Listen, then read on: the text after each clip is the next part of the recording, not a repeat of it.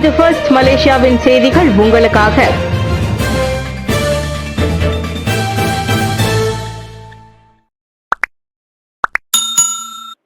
COVID-19 நாட்டில் இவ்வாண்டு பதிவான முதல் மரணம்.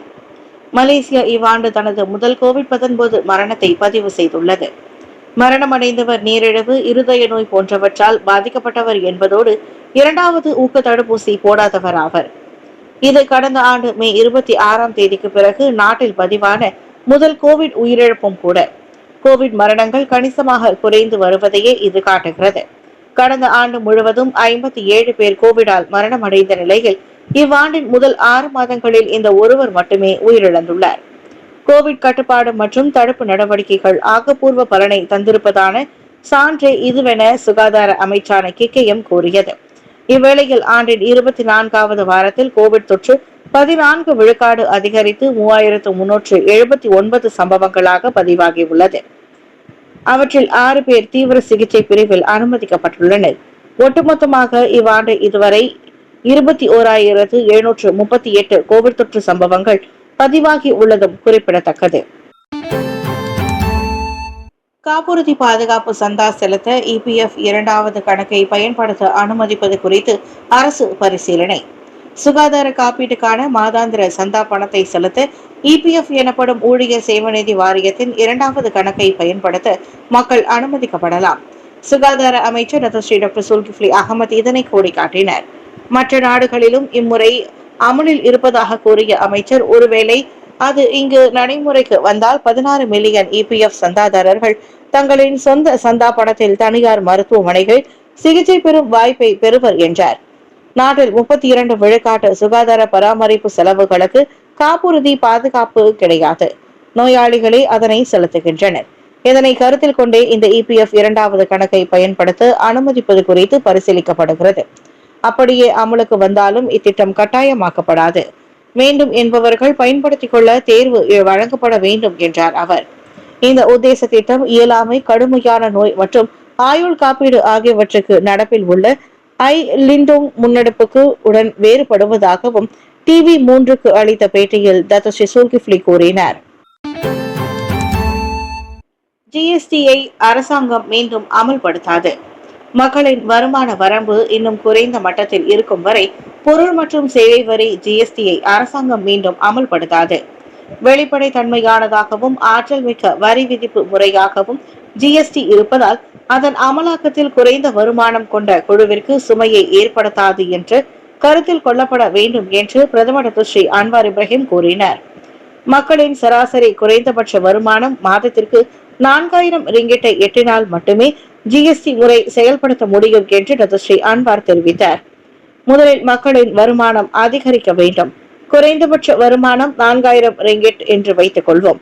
ஒருவேளை அப்போது நம்மால் முடியும். தற்போது 1700 ரிங்கிட் வருமானம் பெறுபவர்கள் கூட இருக்கிறார்கள். 2000 ரிங்கிட் பெறுபவர்களும் இருக்கிறார்கள். ஒருவேளை இம்முடிவை மேற்கொள்வதற்கு தனக்கு போதிய திறமை இல்லாமல் இருக்கலாம். ஆனால் என்னுடைய நோக்கம் கீழ்நிலை மக்களுக்கு சுமையை ஏற்படுத்தக்கூடிய வரியை நான் அறிமுகப்படுத்த விரும்பவில்லை. அதுதான் காரணம். அவர்கள் நினைத்தால் நாம் வேறு வழியில் ஜிஎஸ்டியை அறிமுகப்படுத்தலாம். பரவாயில்லை, நாம் கலந்துரையாடலாம் என்றார் அவர். ஈரான் மீது தாக்குதல் 2 வாரங்களில் முடிவெடுக்கப்படும். ஈரான் மீது தாக்குதல் மேற்கொள்வது குறித்து 2 வாரங்களுக்குள் முடிவெடுக்கப்படும் என்று அமெரிக்க அதிபர் டொனால்ட் ட்ரம்ப் தெரிவித்திருப்பதாக வெள்ளை மாளிகை கூறியிருக்கிறது. தெஹ்ரான் அதன் அணுசக்தி திட்டத்தை கைவிடுமா என்று ட்ரம்ப் காத்திருப்பதாகவும் வெள்ளை மாளிகை குறிப்பிட்டுள்ளது. அணுசக்தி திட்டம் தொடர்பாக ஈரானின் பதில் பொறுத்தே ஈரான் மீதான அமெரிக்காவின் தாக்குதல் குறித்து முடிவெடுக்கப்படும் என்று எதிர்பார்க்கப்படுகிறது. இதனிடையே ஈரான் இஸ்ரேல் மோதல் 2வது வாரமாக தொடரும் நிலையில் அவ்விரு நாடுகளும் தொடர்ந்து தாக்குதல் நடத்தி வருகின்றன. ஜிஎஸ்டி திறமையானது, ஆனால் மக்களின் வருமானம் மிக குறைவு என்கிறார் அன்வார். பொருட்கள் மற்றும் சேவை வரி ஒரு திறமையான மற்றும் வெளிப்படையான வரி விதிப்பு முறையாகும். ஆனால் மக்களின் வருமானம் வரம்பு இன்னும் குறைவாக இருப்பதால் அதை மீண்டும் செயல்படுத்த இன்னும் பொருத்தமானதாக இல்லை என்று பிரதமர் அன்வார் இப்ராஹிம் கூறினார். நிதி அமைச்சராகவும் இருக்கும் அன்வார் ஜிஎஸ்டியை மீண்டும் அமல்படுத்தும் திட்டத்தை அரசாங்கம் முழுமையாக நிராகரிக்கவில்லை என்றும், ஆனால் வரி விதிப்பு முறை விரிவான தாக்கத்தை ஏற்படுத்துவதால் குறைந்த வருமானம் உடையவர்களின் திறனை முதலில் கணக்கில் எடுத்துக்கொள்ள வேண்டும் என்றும் கூறினார். மக்களின் வருமானம் இன்னும் மிக குறைவாக இருந்ததால் ஜிஎஸ்டியை நாங்கள் ஒத்திவைத்தோம். அந்த நேரத்தில் எனது கருத்து என்னவென்றால், 2000 ரிங்கெட் வருமானம் உள்ளவர்கள் இன்னும் பாதிக்கப்பட்டுள்ளனர். இருப்பினும் நாங்கள் சில விலக்குகளை வழங்கினோம். சர்க்கரை மற்றும் அரிசி பாதிக்கப்படாது.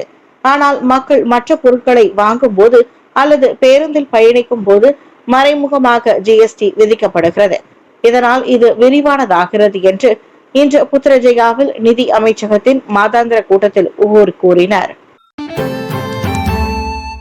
2.5 மில்லியன் ரிங்கிட் மதிப்பிலான போலி வர்த்தக முத்திரை பொருட்கள் பறிமுதல். ஆடம்பர வர்த்தக முத்திரைகளை பயன்படுத்தி விற்பனைக்கு வைக்கப்பட்ட 1000க்கும் அதிகமான போலி பொருட்கள் ஜொஹூர் பாருவில் பறிமுதல் செய்யப்பட்டன. உலுதராம், தாமன் ஆஸ்டின் மற்றும் தாமன் கயாவில் 2 வணிக தளங்களில் மேற்கொள்ளப்பட்ட சோதனைகளில் அவை சிக்கின. லூயிஸ் உய்டான், குச்சி, சானல், ஹெர்ம்ஸ், டயார் ஆகிய ஆடம்பர முத்திரைகளை கொண்ட போலி கைப்பைகள், மியூ மியூ, பேலன்சியாகா, ஃபெண்டி, ஹெர்ம்ஸ் ஆகிய முத்திரைகள் ஒட்டப்பட்ட போலி காலணிகளும் அவற்றில் அடங்கும். இது தவிர போலி கை கடிகாரங்களும் கைப்பற்றப்பட்டன. அவற்றின் மொத்த மதிப்பு 2.5 மில்லியன் ரிங்கிட்டுக்கும் மேல் என தென் ஜொஹூர் பாரு மாவட்ட போலீஸ் தலைவர் துணை ஆணையர் ரவுப் சலாமட் கூறினார். சுங்கத்துறையிடம் அறிவிக்கப்படாமல் நாட்டுக்குள் அவை இறக்குமதி செய்யப்பட்டுள்ளன. அந்த ஓப் பேட்டன் 1 சோதனையில் அந்த வணிக தளங்களின் உரிமையாளர் மற்றும் பாதுகாவலர் என நம்பப்படும் ஒரு வியட்நாமிய பெண் உட்பட 4 கைதாகினர். இஸ்ரேலின் மருத்துவமனையை தாக்கவில்லை ஈரான். தென் இஸ்ரேலில் உள்ள சொரகா மருத்துவமனையை வேண்டுமென்றே தாக்கியதாக கூறப்படும் இஸ்ரேலின் குற்றச்சாட்டை ஈரான் மறுத்துள்ளது. மாறாக இஸ்ரேலிய ராணுவ கட்டளை கட்டுப்பாடு மற்றும் புலனாய்வு தலைமையகத்தையும் மற்றொரு முக்கிய இலக்கையும் ஈரானிய ஆயுதப்படை முற்றாக அழித்துள்ளதாக ஈரானிய வெளியுறவு அமைச்சர் அப்பாஸ் அராக்சி தெரிவித்தார். அந்த தாக்குதல்களினால் அருகில் இருந்த சொரகோ ராணுவ மருத்துவமனையின் சிறு பகுதியில் மட்டுமே சேதம் ஏற்பட்டுள்ளதாகவும் அதன் பெரும்பாலான பகுதி காலியாக இருப்பதாகவும் அப்பாஸ் அரகாட்சி கூறினார். காசா போரில் ஈடுபட்ட இஸ்ரேலிய ராணுவ வீரர்களுக்கு சிகிச்சை அளிக்க அந்த மருத்துவ வசதிகள் பயன்படுத்தப்பட்டு வந்ததாகவும் பாலஸ்தீனத்தின் 94 விழுக்காட்டு மருத்துவமனைகள் இஸ்ரேல் சேதப்படுத்தி இருப்பதாகவும் அவர் குறிப்பிட்டார். இந்த ஏவுகணை சரகா மருத்துவமனைக்கு அருகில் அமைந்துள்ள இஸ்ரேலிய ராணுவ மற்றும் உளவுத்துறை தலைமையகத்தை குறிவைத்து ஏவப்பட்டதாக ஈரானிய அதிகாரப்பூர்வ செய்தித்தளம் கூறியது. இந்திய சுற்றுப்பயணிகளை ஏற்றியிருந்த கோலாலம்பூர் ஈப்போ விரைவு பேருந்து நெடுஞ்சாலை தடுப்பில் மோதி விபத்து. இந்திய சுற்றுப்பயணிகளை ஏற்றியிருந்த விரைவு பேருந்து பேராக் தஞ்சோங் மாலிம் அருகே பிளஸ் நெடுஞ்சாலையில் நேற்று மாலை விபத்துக்குள்ளானது. கோலாலம்பூரில் இருந்து ஈப்போ செல்லும் வழியில் திடீரென கட்டுப்பாட்டை இழந்து பேருந்து சாலையின் வலப்புறம் தடம் புரண்டு சாலை மைய தடுப்பை மோதி நின்றது. அதிர்ஷ்டவசமாக பேருந்திலிருந்த 4 பெண்கள் உள்ளிட்ட 36 இந்திய பிரஜைகளும் காயமின்றி உயிர் தப்பினர். முவாலிம் போலீஸ் தலைவர் ஹஸ்னி நாசிர் அதனை உறுதிப்படுத்தினர். பயணிகள் பின்னர் வேறொரு பேருந்தில் பயணத்தை தொடர்ந்தனர். கார் கண்ணாடிக்கு வெளியே துப்பாக்கி நீட்டிய ஆடவர் கைது. சரவா கோச்சிங்கில் வாகனம் ஓட்டும் போது கார் கண்ணாடிக்கு வெளியே ஏர் சாஃப்ட் கன் ரக கை துப்பாக்கி போன்றதொரு பொருளை நீட்டி வைரலான ஆடவர் கைதாகியுள்ளார். சாலை சந்திப்பில் அவர் அந்த கை துப்பாக்கியை கையில் வைத்து அசைப்பது வேறொரு காரோட்டியால் வீடியோவில் பதிவு செய்யப்பட்டது. இதையடுத்து அவரது வீட்டில் சோதனையிட்ட பிறகு அவர் கைதான வேளை கை துப்பாக்கியும் பறிமுதல் செய்யப்பட்டதாக சரவாக் போலீஸ் தலைவர் மாஞ்சா அட்டா கூறினார். விசாரணை அறிக்கை திறக்கப்பட்டிருப்பதையும் அவர் உறுதிப்படுத்தினார். ஏர்சாப்ட் கன் துப்பாக்கி என்பது ஏர்சாப்ட் விளையாட்டுகளுக்கு பயன்படுத்தப்படும் பொம்மை துப்பாக்கிகளாகும். போலியே என்றாலும் சுடும் ஆயுதங்கள் வைத்திருப்பது சட்டப்படி குற்றமாகும்.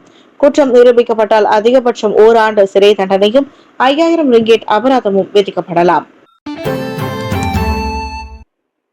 எரிசக்தி விநியோக பிரச்சினைகளை தீர்க்க பெட்ரோனஸ் நிறுவனம் தயார். எரிசக்தி விநியோக பிரச்சினைகளை தீர்ப்பதிலும் அதனால் ஏற்படும் நிலைத்தன்மை பிரச்சினைகள் மற்றும் சவால்களை நிவர்த்தி செய்வதிலும் பெட்ரோனஸ் நிறுவனம் தயாராக இருப்பதாக டான்ஸ்ரீ தெங் மௌஃபிக் முகமது தௌஃபிக் கூறினார். நேற்று நிறைவடைந்த 2025ஆம் ஆண்டு ஆசிய எரிசக்தி மாநாடு நடைமுறை மற்றும் அளவிடக்கூடிய தீர்வுகளை வழங்குவதில் பல்வேறு துறைகளுக்கு இடையிலான ஒத்துழைப்புகளை ஏற்படுத்துவதாக அவர் தெரிவித்தார். எனர்ஜி ஏசியா ஒரு நடுநிலை கொண்ட தளமாக கருதப்படுகிறது. இதற்கு பின்னால் எந்த திட்டமும் இல்லை. எரிசக்தியை வழங்குவதற்காக மட்டுமே. அதோடு நிலைத்தன்மை பிரச்சினைகள் மற்றும் சவால்களை நிவர்த்தி செய்யும் என்றார் அவர். புவிசார் அரசியல் நிலைத்தன்மை மற்றும் பல்வேறு நிச்சயமற்ற தன்மைகளின் பின்னணியில் ஆற்றல் கொண்டிருப்பதால் இதன் திட்டம் சவாலானதாகவும் முன்னுரிமை அளிக்கப்படுவதாகவும் அவர் கூறினார்.